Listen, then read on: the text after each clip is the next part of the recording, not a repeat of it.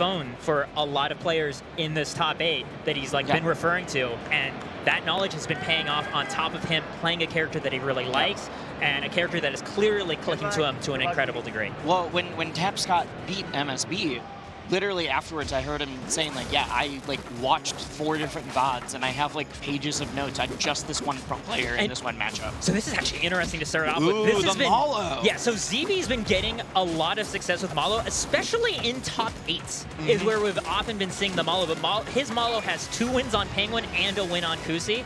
So I totally understand him just trying this character to immediately start out with against Tapscott. Especially because ZeeBee hates the Wrastor matchup. He describes it as like he's pretty good at it because he has to deal with it very often, but he still would rather avoid it. Yeah.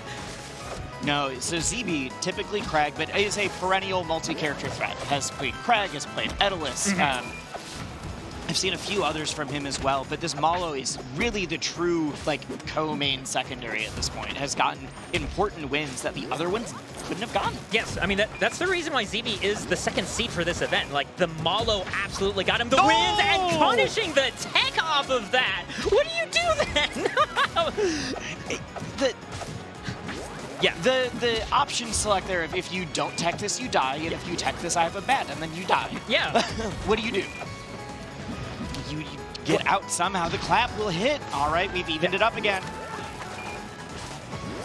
Okay. And we have Tapscott pulling more bombs. Being, meanwhile, pretty patient about this. And this is like the common joke about ZeeBee is like, if you wait long enough, his Mollo will explode himself. Yes. He's gotten a lot better at managing his bombs, but you still see it every now and then. Well, the scary part is that the reason that he'll explode himself is because he's using one bomb specifically. He's using the big one. He's using finisher, yeah. Beautiful follow-up by Tapscott, only 38% on his second stock. If you are not used to Mollo, Mollo has several different bombs, including flashbangs, sparklers, like a lot of different stuff. They're all have different setups, but the way ZeeBee plays is just, I'm going to get a lot of the giant explosions, and if you get hit by one, I can combo start off of it, or it's going to kill. It's a very ZeeBee way of looking at the game, because he's always tried to set up situations where, like, they're the little mini-games where if he happens to read you correctly, he takes your stock at like 30%. Oh, exactly. Great tech. Ooh, good follow-up, but doesn't get a kill off of it. We were saying before that Tapscott's punish game is really interesting because a lot of Wrastors will, like, you'll see them over. Oh, takes that. Okay. I didn't think that was going to kill. I wasn't sure either. I mean, there was no Galaxy, right? There was no Galaxy, but also, like, it didn't look that... It was the sour hit. It was definitely the sour hit. Yeah, you weren't alone at being surprised. Yeah. But we see the immediate switch from ZeeBee to the Kragg. Well, so that actually points to what I was saying, which is a lot of Wrastors will overextend a bit because the Wrastors combo game is so good, but then they'll try to keep it going to get a little bit more damage, and then eventually the person will DI correctly, get out of it, and then they don't get it. And Tapscott was, like we were talking yesterday, Tapscott has said, like, I would rather finish early with a clap, and either they're not expecting it quite yet, and so they DI and die right away, like what we just saw, because they're not ready for it, or, like, okay, cool, I hit them with a forward strong, and now they're off stage, and I'm edge guarding, and I'm still in a good spot. Yeah, exactly. Like, either way, I have stage positioning, or you're dead. It's interesting because I think that kind of shift in mentality, I kind of credit that as one of the big things that let Mike leap from being a really good player to, like, absolutely terrifying. Is I remember he would just go off stage and try to finish everything, and then he learned for the moments to just hang back and, wait for his chances. Going to be going to Frozen Fortress. I know these platforms, especially the middle platform, allows ZeeBee to just drop through with Nair, and especially if he manages to set up a down oh my god! I was going to say a down special like spike into up air could do some big amount of damage, but it doesn't even need that. ZeeBee is a huge fan of stages that have tall top platforms, loves Air Armada for the same reason, because sometimes Kragg will just kill you at 50. And by just kill you, I mean ZeeBee is very specifically set up air or up strong situations. And I mean, the other thing too that he's so good at is spacing his down strongs on platforms, so it's not clear which spikes will appear on the ground, right? Yeah, the very ambiguous the spike placement from down B. Okay, there we go. There's the spikes going down to the plat that we just said. Set that all up. He's up now, 2 stocks. Tapscott wasn't able to find anything there, not offstage or a kill. Weird trade. Oh no. Sometimes you just caught the washing spinning. machine. Yeah. That's Nair is kind of like ZeeBee's bread and butter in the past like year and a half or so. Just being able to get, like, not only finding it in neutral really often, but also being able to get DI mix-ups into kill off of it. Because it might be an up air, it might be a fair right afterwards. And he's so good at just getting like the I believe, hit 2 that he needs. Yeah, I would say there's multiple hitboxes. Oh! The Elden Ring? Cool. Yeah. That was neat. That was just the solid. Like, if you're holding in against Kragg back air, you are served up on a platter for that down special dunk right afterwards. And we all know it, and we all keep holding in on it.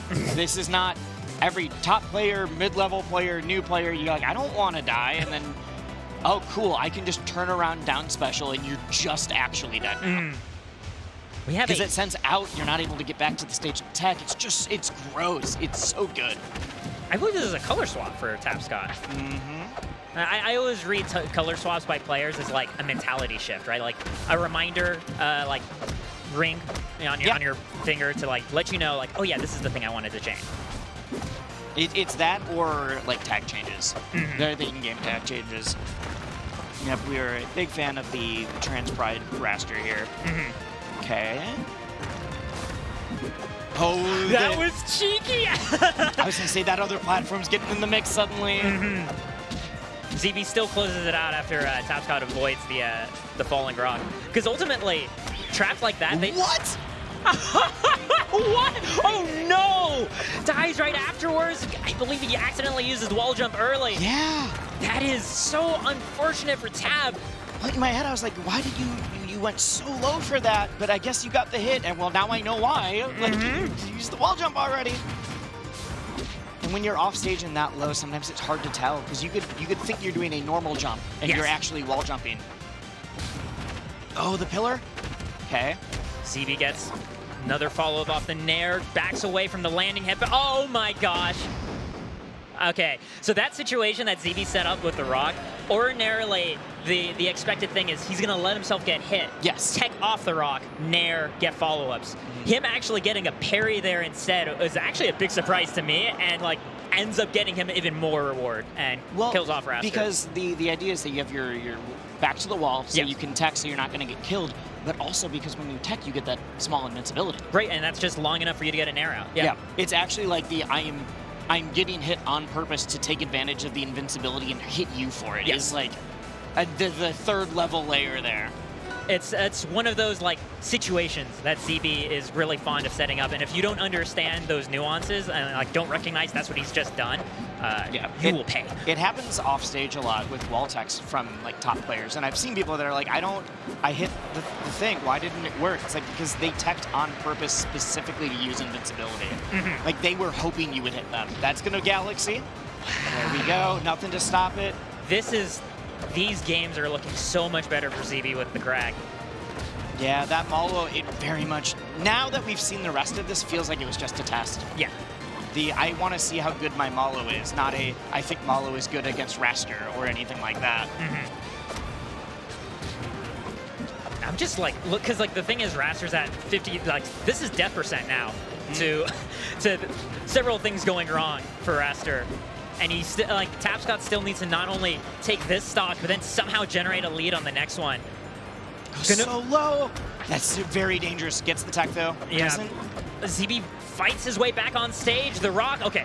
Yeah, rock. I mean, because you are holding the rock, you die there. Because in order to do anything, you have to throw it. You can't. You have to throw it, then you have to do your next thing. And like normally in a maybe not at that high of a percent, like being able to nair out of his stun, for example, is like really useful for Kragg. That's gonna kill.